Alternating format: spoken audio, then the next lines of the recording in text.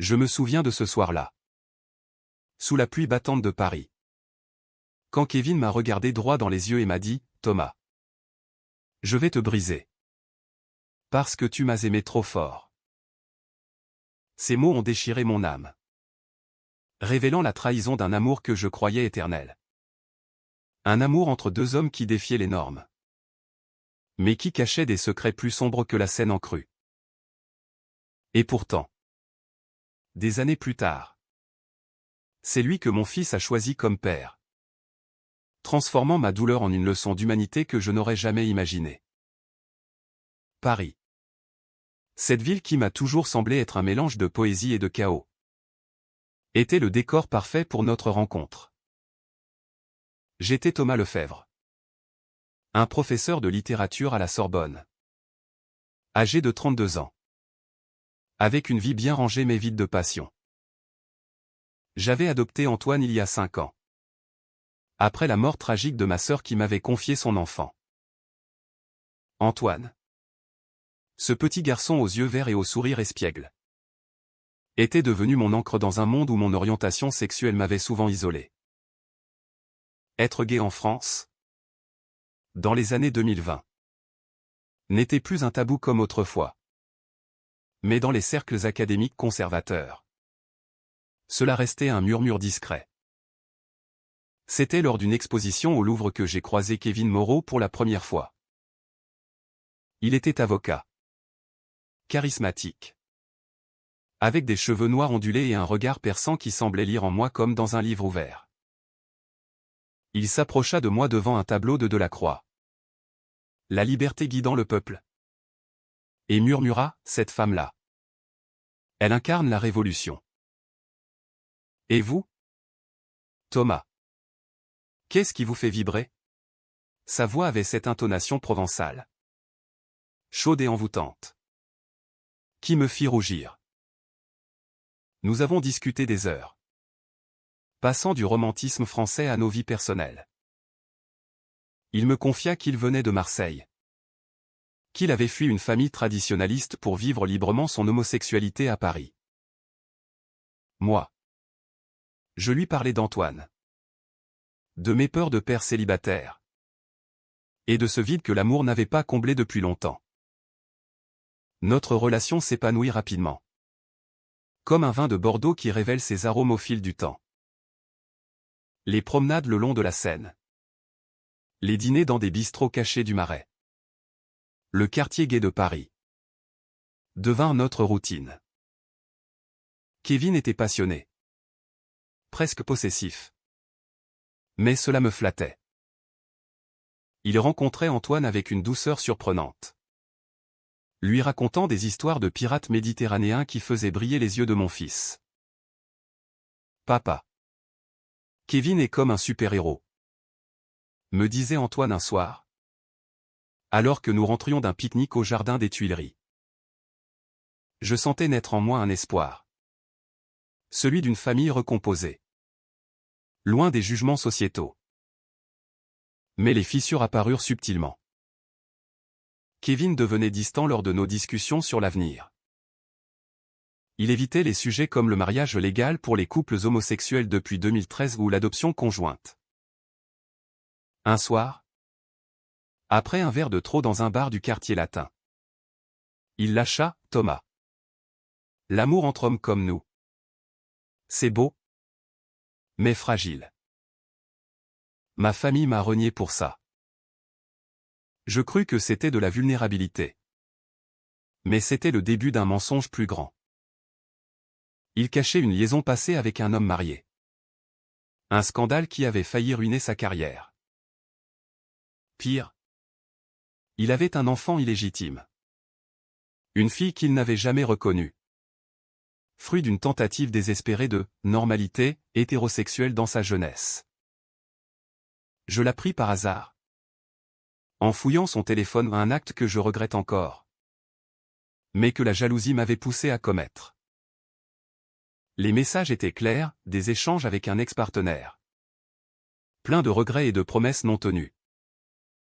Mon cœur se brisa quand je le confrontai. Dans notre appartement haussmannien près de la tour Eiffel. La dispute fut violente en mots. Tu m'as menti? Kevin. Comment puis-je te faire confiance? Criai-je. Les larmes aux yeux. Il riposta avec une froideur que je ne lui connaissais pas, et toi? Thomas. Avec ton fils parfait. Tu crois que je peux m'intégrer dans ta vie bourgeoise? Je t'aime. Mais je ne suis pas prêt pour ça. Cette nuit-là. Il partit, me laissant avec un vide abyssal. Les mois suivants furent un tourbillon de douleur. Antoine me demandait sans cesse où était Kevin. Et je mentais, prétextant un voyage d'affaires. À l'université, mes collègues remarquaient mon absentéisme. Mes leçons sur Baudelaire devenaient des plaidoyers pour la souffrance amoureuse. Paris, autrefois romantique, me semblait grise et hostile. Je me repliais sur moi-même, évitant les amis qui tentaient de me consoler. Mais le pire était à venir. Kevin. Dans un acte de vengeance que je ne compris pas tout de suite, contacta le doyen de la Sorbonne. Il répandit des rumeurs sur ma vie privée, insinuant que mon orientation influençait mes enseignements, que j'étais instable. En France, où la laïcité et l'égalité sont sacrées, cela passa pour de la diffamation. Mais le mal était fait. Des étudiants se plaignirent, et je fus suspendu temporairement. La rage m'envahit. Comment l'homme que j'avais aimé pouvait-il me détruire ainsi? Je l'appelai. Hurlant au téléphone, tu as voulu me briser. Kevin. Mais tu ne sais pas à quel point je suis résistant. Il répondit calmement, c'est toi qui m'as forcé à choisir. Thomas. Entre toi et ma liberté. Ce fut le début d'une guerre froide. Je protégeais Antoine de tout cela, l'emmenant en vacances en Normandie pour l'éloigner du chaos parisien. Là-bas, au bord des falaises d'Étretat, je repensais à notre histoire, me demandant si l'amour entre deux hommes pouvait survivre aux pressions sociétales. La France, avec ses lois progressistes, cachait encore des préjugés profonds, surtout dans les familles traditionnelles comme celle de Kevin. Pourtant, au milieu de cette tempête, un appel inattendu changea tout. C'était l'hôpital de Marseille. Kevin avait eu un accident de voiture. Grave mais pas fatal. Sa sœur, que je n'avais jamais rencontrée, m'expliqua qu'il avait demandé à me voir. Hésitant, je pris le TGV avec Antoine, ignorant que ce voyage marquerait le tournant de notre histoire. À l'hôpital, Kevin était pâle, bandé, mais ses yeux brillaient d'un regret sincère.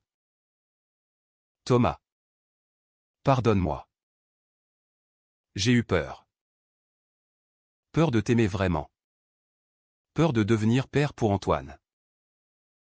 Les larmes coulèrent. Et pour la première fois, je vis sa vulnérabilité nue.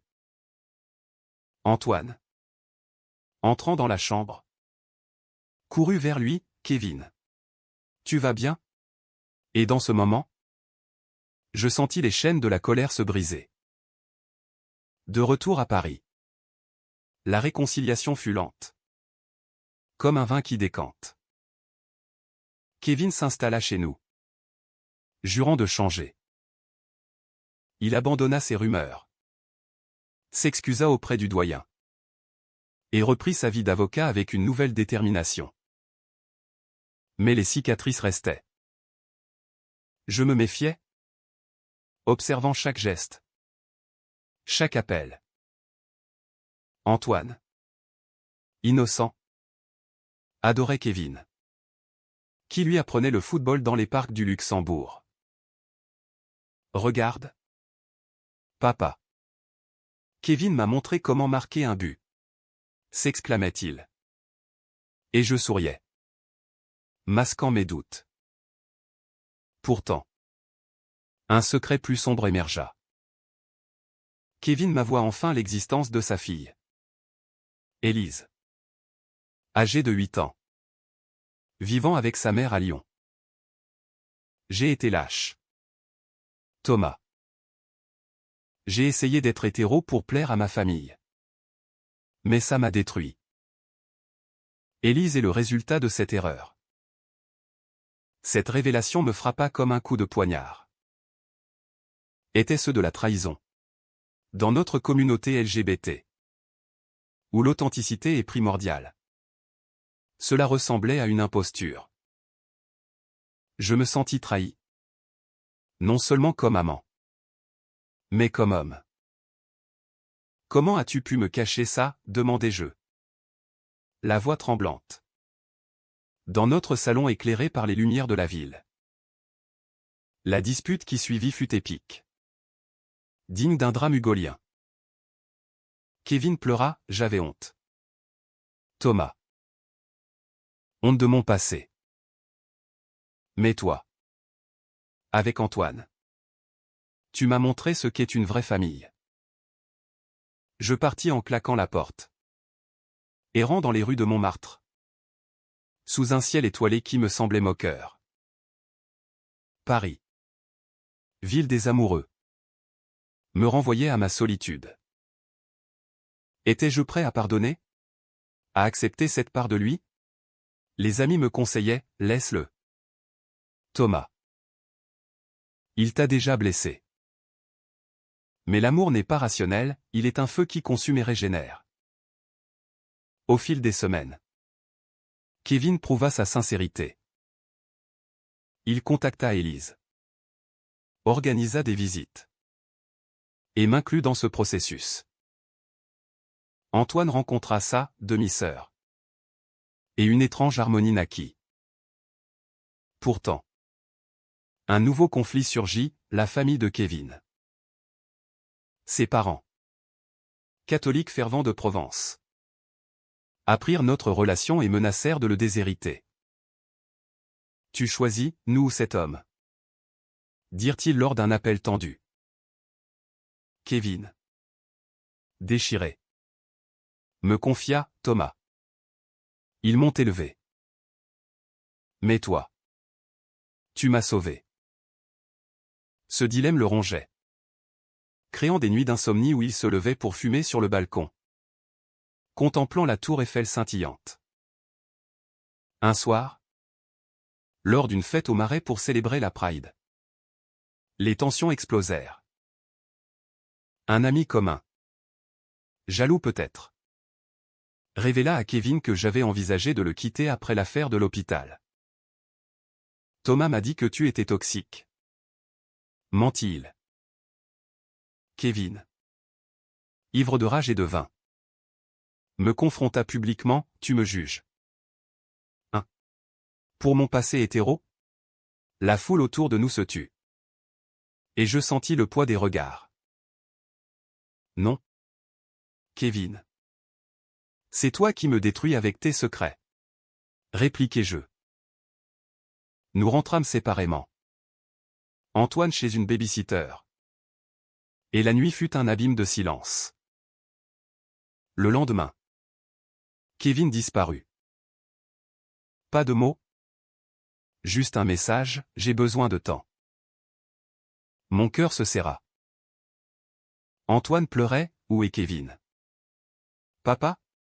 Il m'avait promis un voyage à Disneyland. Je le serrai contre moi, luttant contre mes larmes. Paris sans lui était un désert. Je repris mes cours, parlant de Rimbaud et de son amour tumultueux pour Verlaine, voyant des parallèles dans ma vie. Les collègues murmuraient. Mais je tenais bon. Puis, un appel de la police, Kevin avait été arrêté à Marseille pour une bagarre dans un bar. Sa famille l'avait provoqué, l'accusant d'être une honte. Je pris le train, le cœur battant. À l'hôpital encore je le trouvais brisé. physiquement et moralement. Thomas. Je suis rentré pour affronter mes parents. Ils m'ont rejeté définitivement. Ses yeux étaient rougis. Je pris sa main, rentrons à Paris. Ensemble. Ce fut le début d'une guérison. Kevin coupa les ponts avec sa famille toxique. Se concentrant sur nous. Il devint copapa pour Antoine. L'aidant avec ses devoirs. L'emmenant au Louvre. Élise vint plus souvent. Et notre foyer s'agrandit. Mais un twist inattendu arriva, un collègue de Kevin. Un ex-amant jaloux. Menaça de révéler son passé à la presse. En France, où les scandales font les unes. Cela pouvait ruiner sa carrière. Kevin paniqua, si ça sort. Je perds tout. Y compris toi et Antoine. Je le soutins, on affrontera ça ensemble. L'amour vrai résiste. Nous préparâmes une défense. Mais le stress le rongeait. Un soir, il avoua, j'ai pensé à partir pour vous protéger. Cette confession me terrifia. Était-ce une nouvelle trahison? La crise culmina lors d'un dîner familial improvisé. Élise était là. Antoine excité. Mais Kevin reçut un appel, l'ex-amant avait publié un article anonyme en ligne. Les réseaux sociaux s'enflammèrent, accusant Kevin d'hypocrisie. Notre communauté LGBT se divisa, certains le défendaient. D'autres le jugeaient. Moi. Je fus furieux, pourquoi ne m'as-tu pas dit plus tôt pour cet ex? Il répondit, parce que je t'aime trop pour te faire souffrir encore. Cette nuit-là, nous parlâmes jusqu'à l'aube. Kevin révéla ses peurs profondes, l'abandon. Le rejet sociétal. Je compris enfin sa complexité. On est tous imparfaits. Kevin. C'est ce qui rend notre amour humain. Antoine. Entendant nos voix, vint nous rejoindre. Et nous nous enlacâmes tous les trois. Paris. Dehors. S'éveillait. Symbole de renouveau. Les mois suivants furent une épreuve de feu. L'article sur Kevin fit scandale. Et son cabinet d'avocats le mit en congé forcé. Les médias français, avides de drame, titraient « L'avocat gay et son passé hétéro, trahison ou humanité ?» Nous fûmes harcelés par des journalistes au pied de notre immeuble. Antoine. À l'école, subit des moqueries, ton papa a deux papas. Et l'un est un menteur. Mon fils rentra en pleurs. Et mon cœur se brisa. Pourquoi les gens sont méchants? Papa? Demanda-t-il. Je le serrai, parce qu'ils ont peur de ce qu'ils ne comprennent pas. Kevin sombra dans la dépression. Il errait dans l'appartement, évitant mon regard. Thomas. Je t'ai entraîné dans ce bourbier. Pars. Sauve-toi. Mais je refusai, non. On se bat. Pour nous. Pour Antoine. Je contactai des associations LGBT comme SOS Homophobie, qui nous soutinrent. Nous donnâmes une interview commune à un journal progressiste, Le Monde, expliquant notre histoire avec honnêteté. L'amour n'est pas binaire, dis-je. Kevin a eu un passé. Mais notre présent est vrai. La réaction fut mixte, soutien de la communauté queer. Critique des conservateurs. La famille de Kevin, apprenant le scandale, le contacta pour la première fois depuis des mois. Mais pour le blâmer. Tu salis notre nom, dirent-ils. Cela le brisa davantage. Un soir, je le trouvai sur le balcon, une bouteille à la main. contemplant le vide. Et si je sautais? Thomas? Tout s'arrêterait. Ces mots me glacèrent. Je l'attirai à l'intérieur, non. Kevin. Antoine t'aime. Je t'aime. On va s'en sortir. Nous décidâmes de quitter Paris temporairement. Pour la Provence? Ironiquement près de sa famille. Dans une villa louée près d'Avignon. Sous le soleil méditerranéen. Nous reconstruisîmes. Antoine jouait dans les vignes. Élise nous rejoignit pour les vacances. Kevin et moi marchions dans les champs de lavande. Parlant de nos rêves. Je veux adopter officiellement Antoine avec toi. Me dit-il un jour. Mon cœur bondit. En France? C'était possible depuis la loi Taubira. Mais un nouveau choc, la mère d'Élise, apprenant notre relation, menaça de couper les ponts. Tu n'es pas un modèle pour ma fille, écrivit-elle. Kevin fut dévasté. Thomas. Je perds tout ce que j'aime. Nous nous disputâmes, batte-toi. Kevin. Pour une fois. Choisis-nous. Il partit en voiture. Furieux. Des heures plus tard. Un appel, accident. Mon monde s'effondra. À l'hôpital d'Avignon. Les médecins dirent, coma léger. Mais incertain. Antoine et moi veillâmes à son chevet. Réveille-toi. Kevin. On a besoin de toi. Murmurai-je. Antoine dessinait des cartes, pour mon deuxième papa. Ces jours furent un calvaire. Me forçant à affronter mes propres démons. Avais-je été trop dur? Notre amour valait-il ses souffrances? La France rurale, avec ses traditions, me semblait hostile. Contrastant avec le Paris tolérant. Kevin se réveilla après 3 jours. Faible mais lucide. Thomas. J'ai vu ma vie défiler. Je choisis vous. Les larmes coulèrent. Nous rentrâmes à Paris transformés. Kevin engagea une procédure pour reconnaître Élise pleinement et demanda l'adoption conjointe d'Antoine. Le scandale s'estompa. Remplacé par des soutiens inattendus, des célébrités LGBT françaises comme Cyril Hanouna parlèrent en notre faveur. Pourtant, un ultime conflit surgit, mon ex-partenaire. Un homme que j'avais aimé avant Kevin. Réapparut. Jaloux de notre histoire médiatisée. Il contacta Kevin anonymement. Insinuant que j'avais des secrets. Thomas a eu d'autres amants pendant votre séparation. Kevin. Encore fragile. Me confronta, est-ce vrai? Blessé. Je niai, non. C'est de la manipulation. Mais le doute s'installa. Créant une tension palpable. Lors d'une soirée au théâtre du Châtelet, où nous assistions à une pièce sur l'amour interdit, la vérité éclata. Kevin. En larmes dans les coulisses, j'ai peur de te perdre encore. Je le pris dans mes bras, on a traversé l'enfer. Crois en nous.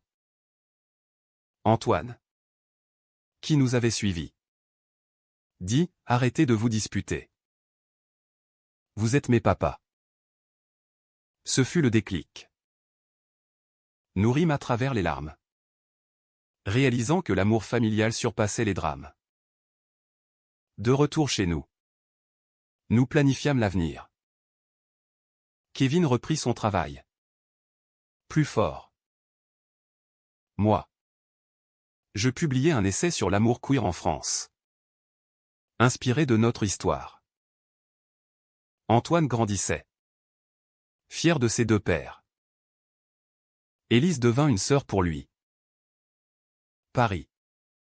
Avec ses cafés et ses ponts. Redevint notre havre. Mais le destin réservait un dernier twist. La famille de Kevin, touchée par notre interview, envoya une lettre, nous avons réfléchi. Venez nous voir. Hésitant, nous allâmes en Provence. La rencontre fut tendue, pleine de silence et de regrets. Le père de Kevin, un vigneron buriné, dit « J'ai eu tort. L'amour est l'amour. » Ce pardon inattendu guérit des blessures anciennes. Avec ce rapprochement familial, notre vie prit un tour plus serein. Kevin et moi nous mariâmes civilement à la mairie du 4e arrondissement. Sous les applaudissements d'amis et de la communauté. Antoine portait les alliances. Rayonnant. Maintenant. C'est officiel. S'exclama-t-il. Élise. Présente. Ajouta une touche de joie enfantine. La réception au café de Flore fut un hommage à l'intellectualité parisienne. Avec toast à Sartre et Beauvoir. Symbole de liberté. Pourtant, des ombres persistaient. Kevin luttait contre des crises d'angoisse. Séquelles de ses traumatismes. Un thérapeute nous aida, explorant les profondeurs psychologiques de notre relation. Votre amour est né dans le conflit. Il en tire sa force, dit-il. Moi, je confrontais ma propre possessivité, apprenant à faire confiance. Antoine, sensible, posait des questions, pourquoi les gens détestent les gays? Papa? Nous expliquions avec honnêteté, enseignant la tolérance. Un événement inattendu accéléra notre évolution, Antoine fut harcelé à l'école par un groupe d'élèves conservateurs. T'as deux pères. C'est pas normal, lui dirent-ils. Mon fils rentra avec une ecchymose pas grave, mais symbolique. La rage m'envahit. Kevin, avocat, porta plainte, transformant cela en combat pour les droits LGBT. Nous participâmes à des manifestations, scandant « Égalité pour tous » sous l'Arc de Triomphe. Cela renforça notre lien. Mais créa des tensions, Kevin voulait déménager en province pour protéger Antoine. Moi je défendais Paris comme bastion de liberté. La dispute culmina lors d'un dîner chez des amis. Thomas. Pense à Antoine. La ville est toxique. Insista Kevin. Je ripostai, et fuir? C'est ce que tu as toujours fait. Blessé. Il partit chez sa sœur à Marseille. Seul avec Antoine. Je réfléchis. Était-ce la fin? Mon fils me dit, papa. J'aime Kevin. Ne le laisse pas partir. Ces mots d'enfant me touchèrent profondément. Je pris le TGV pour Marseille. Sur le Vieux-Port, je trouvai Kevin, contemplant la mer. Je suis désolé. Restons à Paris. Mais protégeons-nous mieux. Il m'embrassa, ensemble. Toujours. Ce retour marqua un nouveau chapitre. Nous inscrivîmes Antoine dans une école inclusive. Et Kevin gagna son procès contre les harceleurs. Puis, un secret enfoui ressurgit, ma propre famille. Ma mère, veuve à Bordeaux, que j'avais distancée à cause de mon coming out, m'appela.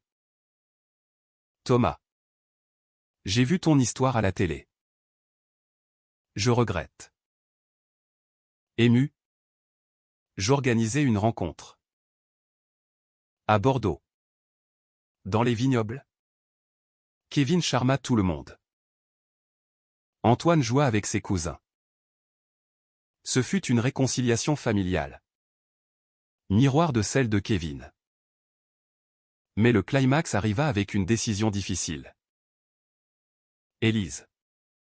dont la mère était malade, pourrait venir vivre avec nous. Kevin hésitait, suis-je prêt à être père à plein temps? Je le soutins, oui. Parce que tu le es déjà pour Antoine.